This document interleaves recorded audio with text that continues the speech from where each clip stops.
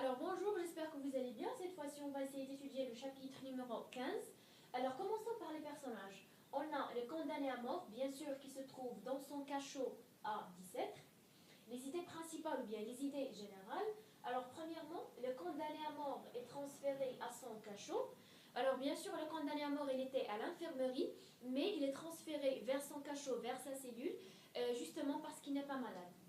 Deuxièmement, il espère être malade parce qu'il sent un peu de liberté à l'infirmerie.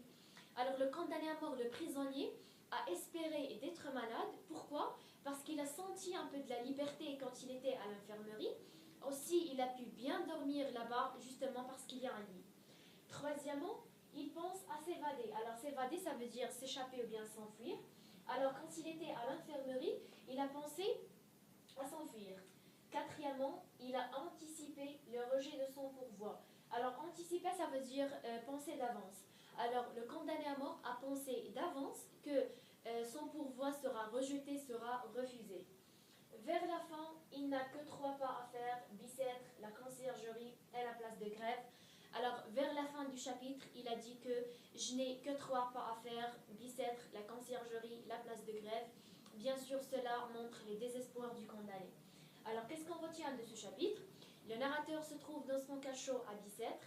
Il était transféré vers sa cellule parce qu'il n'est pas malade. Il a espéré d'être malade parce qu'il a senti de la liberté à l'infirmerie. Il a pensé aussi à s'évader. Aussi, il a anticipé le rejet de son pourvoi, bien sûr, en cassation. Et vers la fin, il nous a dit qu'il n'a que 3 pas à faire, Bicêtre, la conciergerie et la place de grève. Alors c'est tout pour ce chapitre. On se reverra dans une autre vidéo. Bien sûr, on va essayer d'étudier le chapitre numéro 16 et au revoir.